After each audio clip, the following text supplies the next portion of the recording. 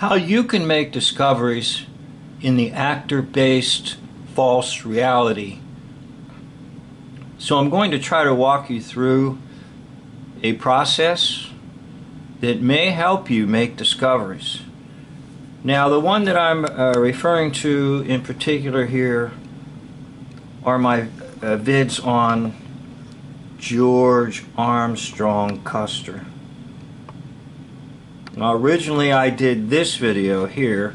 George Armstrong Custer was a fake and Little Bighorn never happened.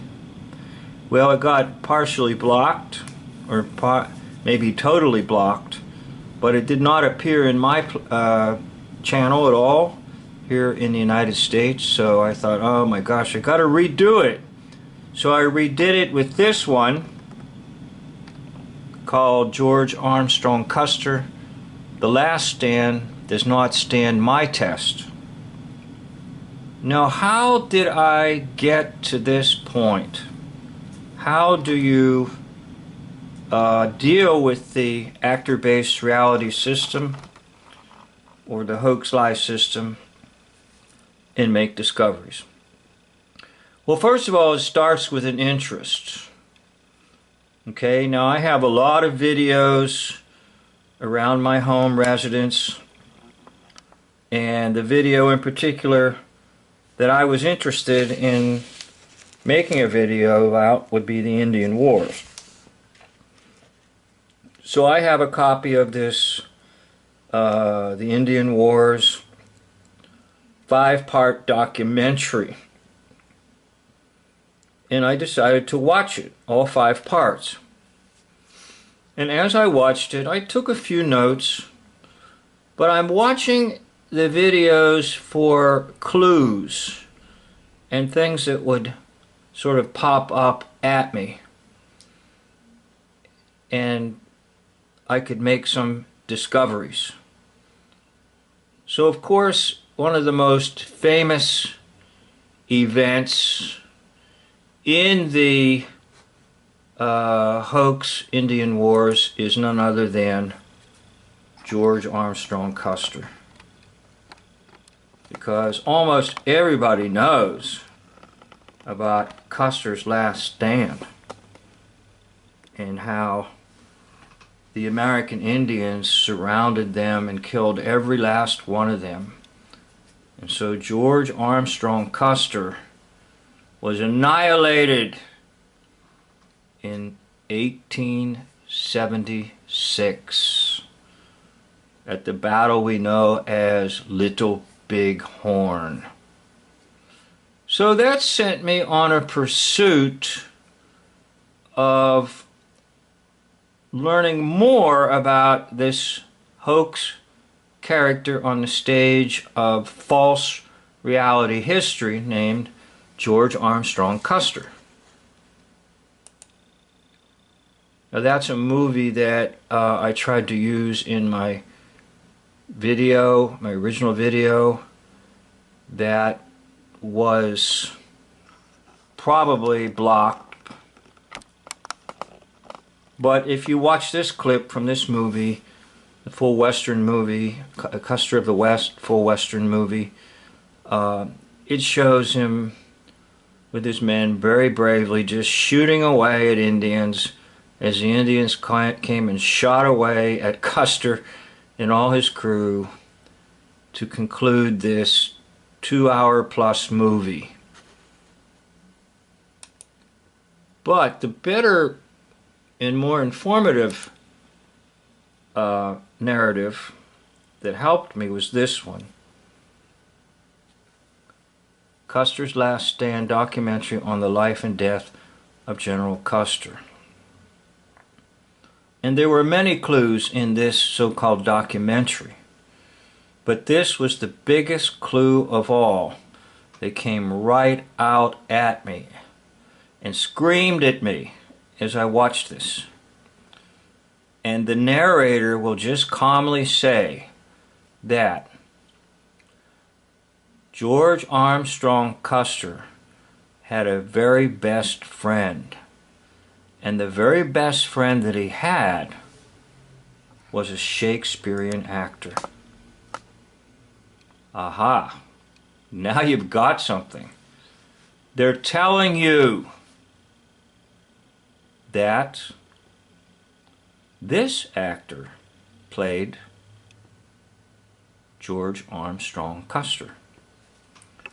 So all of this is occurring in my mind. Okay, I think you've got them. Let's see if we can nail them. So then you know me, if you watch my videos, I like to pick trieve. And the pic trieve will show Custer on the left and Barrett on the right. 72% match. Now, one of the other things that I tend to look for is like the nose, the mouth, sometimes the ears. It's hard to get too close on the ears, or just a general impression. So the general impression of this is, take a look at the hair on this side. My right would be their left. Take a look at the hair over here on Barrett, Lawrence Barrett. And take a look at the hair over here on supposedly General George Custer. It's almost a perfect match, just the hair. So this is an early photo of Custer here on the left. And obviously that's right when he's getting started in his hoax image that he's presenting on the stage of actor-based reality. And then if you just look, generally speaking, at it and forget the meter and just say, well, what about the eyebrows? The eyebrows look pretty close. What about the nose? In my view, the nose looks almost absolutely perfectly identical. And then, of course, the mouth looks pretty good, too. And so just my own eyes can tell me it's the same individual. So now I have pretty much the proof that, yes, it's the same. Next step. I always like to look at dates, okay? And by that, I usually mean the framework of, generally speaking, the individual that's in hoax history, and then the individual that plays them. So if we look carefully here on the dates for Custer, we will see that his birth date is 1839. Okay, 1839. So then I jump and say, well, what about Lawrence Barrett? What's the birthday of Lawrence Barrett? Birth year. And I'm not too worried about the actual day. Sometimes there's a pun on the day that they're born. Take a look. 1838. Now the date of death doesn't matter, because this actor, this Shakespearean actor, will die in 1891. But the character of George Custer dies where? At Little Bighorn, 1876. So as far as Barrett is concerned, he's basically done on the stage of hoax history with this character, George Custer. And he, meaning Barrett, can continue his life on the stage playing Shakespearean plays. Or perhaps Barrett will play another role in hoax history and take on another persona in hoax history. Because when they're good, they're good. And they recycle them, and sometimes they'll use them in multiple roles at the same time, if they're really good. An example of that would be the one we know as Abraham Lincoln. This Lincoln will play Jefferson Davis, He also plays John Brown. There's another one that he plays. I forget which one it is. But anyhow, you can take the same actor and put them in multiple roles, possibly even at the same time. So there you have it.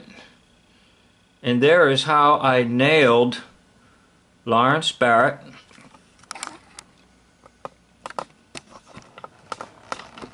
And you can actually just see this almost immediately by looking at the little photos here on Wikipedia. Lawrence Barrett playing George Carson, or George Carson. George Custer.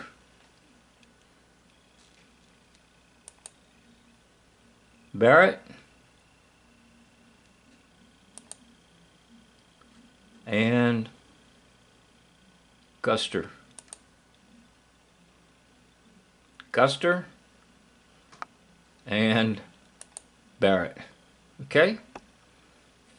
And then once you do that, you've got, as hoax liar Paul Harvey used to say, the rest of the story.